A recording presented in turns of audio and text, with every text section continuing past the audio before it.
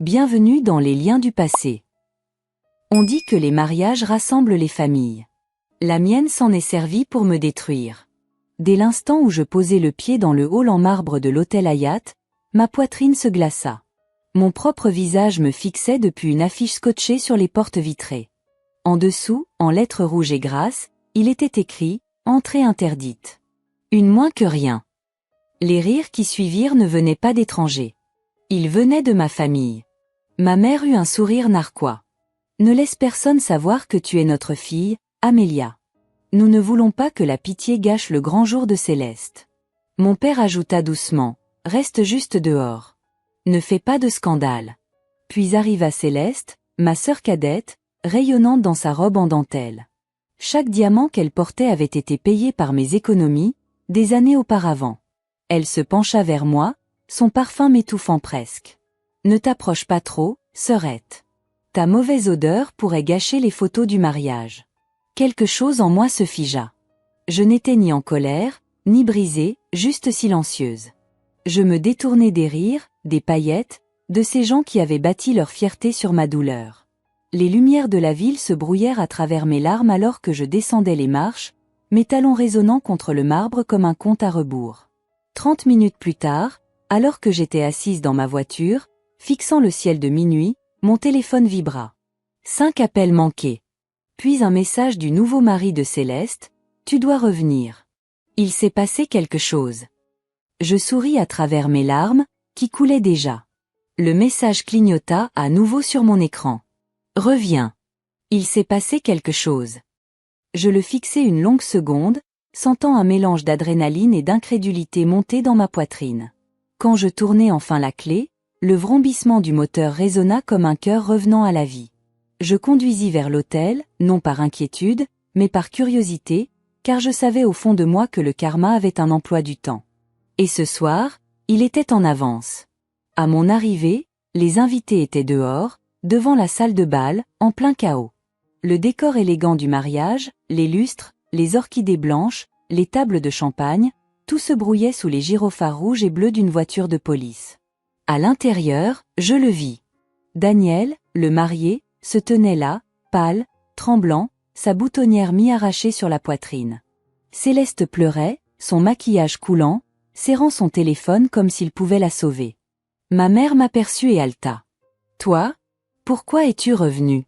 J'inclinai la tête. « Vous m'avez traité de moins que rien, tu te souviens?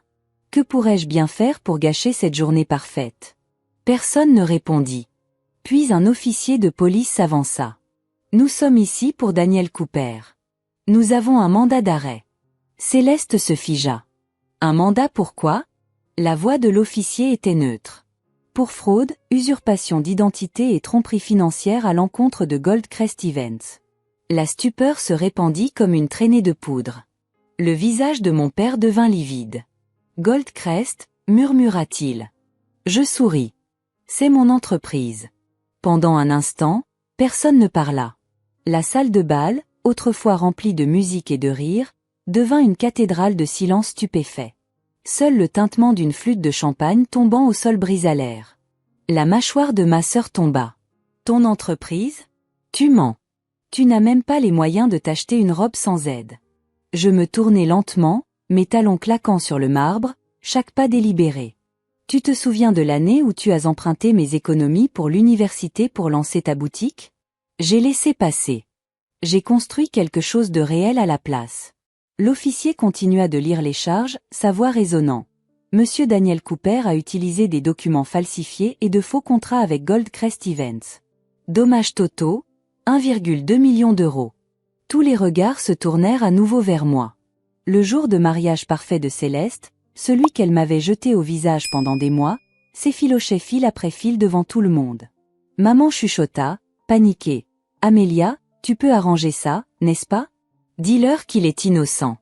Dis-leur que tu retires la plainte. » Je la regardai, cette même femme qui m'avait dit de ne pas l'appeler maman à l'entrée. « Je n'ai pas déposé la plainte, dis-je doucement. Le système l'a fait. J'ai juste vérifié les documents. » Céleste se jeta vers moi, ses larmes se mélangeant au mascara. « Tu as planifié ça. Tu as gâché ma vie. » J'inclinai la tête, calme alors que la tempête grondait autour de moi. Non, Céleste. Je suis juste partie. Tu as gâché ta propre vie quand tu m'as traité d'ordure. Alors Daniel se tourna vers elle, les yeux pleins de peur. Sa voix se brisa comme du verre sous la pression. Céleste, tu avais dit que ta famille avait de l'argent. Tu as dit que ta sœur était fauchée. Tu m'as dit d'utiliser le nom de son entreprise parce que personne ne le remarquerait. Toutes les têtes dans la pièce se braquèrent vers elle. Les halètements, les murmures, ils venaient par vagues, comme une marée emportant tout vers le fond.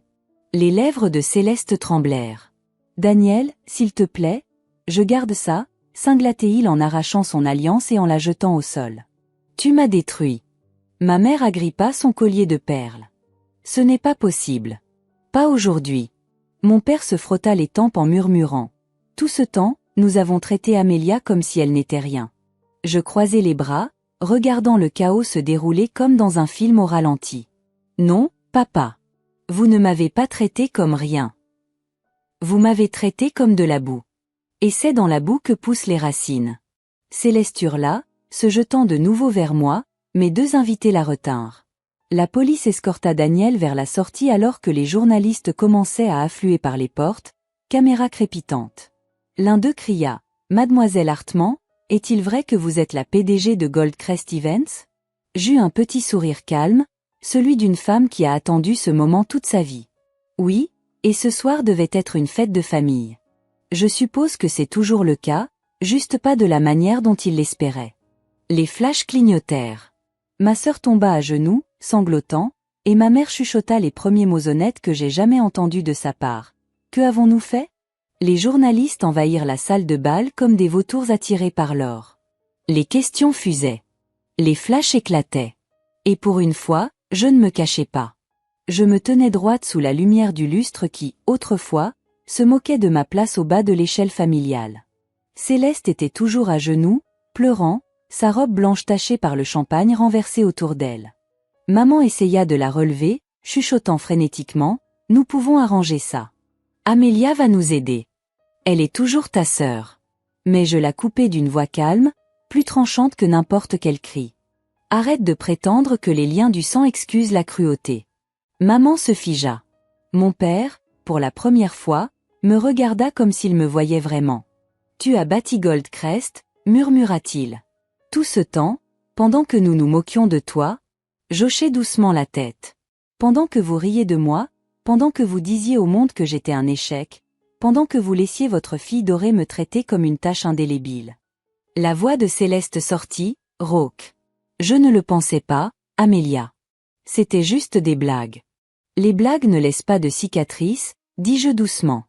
Elles les dissimulent juste. Puis, derrière nous, le responsable de l'événement s'approcha nerveusement. Mademoiselle Hartman, la famille du marié a annulé tous les paiements. Ils ont demandé la résiliation du contrat. Vous êtes la seule signature autorisée restante.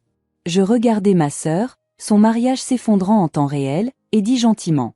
Alors considérez que c'est fait. Je signai. Le mariage se termina officiellement 30 minutes après avoir commencé.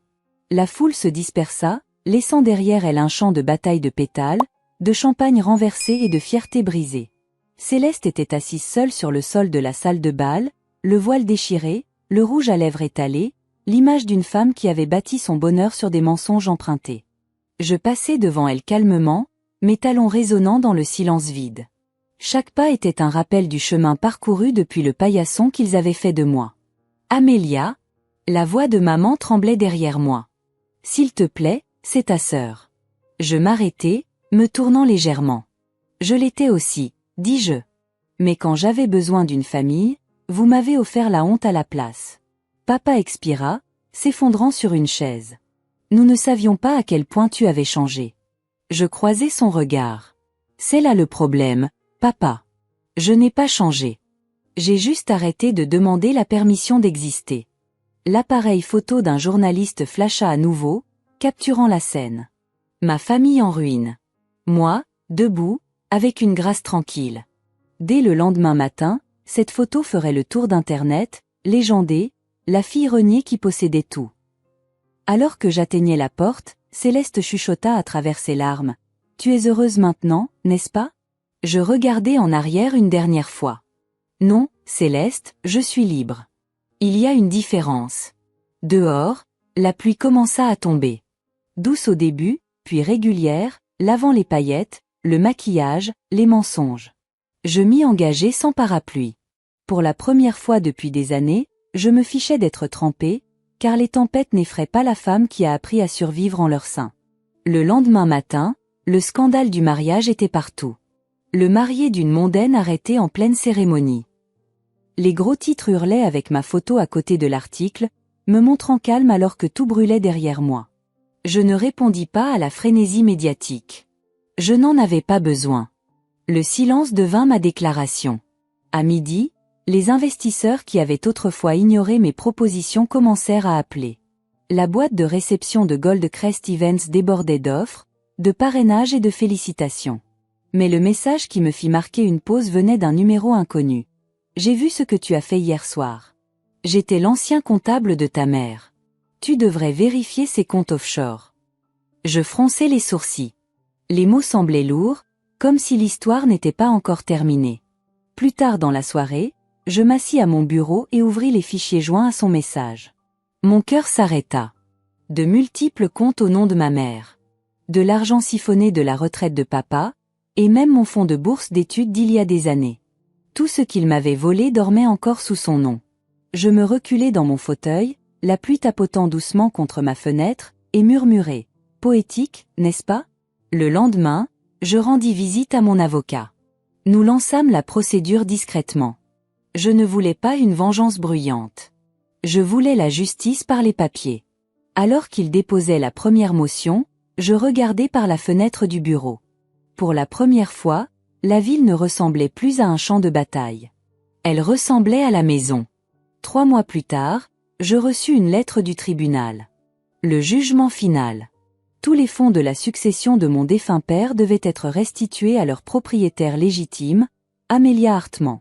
Je m'assis seul dans mon penthouse, tenant le papier qui prouvait ce que j'avais toujours su. La vérité avance lentement, mais elle ne s'arrête jamais. Maman appela ce soir-là.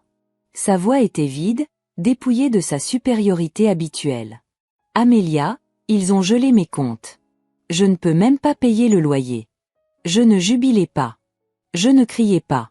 Je dis simplement, alors peut-être comprendras-tu ce que cela fait d'être laissé à la porte de sa propre maison. Elle sanglota doucement. J'étais fière autrefois, Amélia. Fière de Céleste. Mais toi, tu es devenue quelque chose que je ne peux même pas reconnaître. Je suis devenue ce que vous avez essayé d'enterrer, répondis-je doucement. Et j'ai grandi, plus forte, dans l'obscurité. Ce soir-là, je retournai au même hôtel, celui qui avait autrefois affiché ma photo avec la mention déchets inutiles. Mais cette fois, je franchis les portes d'entrée en tant qu'invité d'honneur. Goldcrest Events venait d'être récompensé comme la meilleure agence nationale d'événementiel de luxe, et la salle de bal scintillait de lumière qui reflétait mon nom. Alors que les applaudissements résonnaient, je pensais à la jeune moi, cette fille qui était partie en silence, humiliée et petite. Maintenant, elle se tenait plus grande que jamais, inébranlable, intouchable. Et alors que je regardais vers l'avenir, je murmurais les mots qui m'avaient porté jusqu'ici. Plus jamais.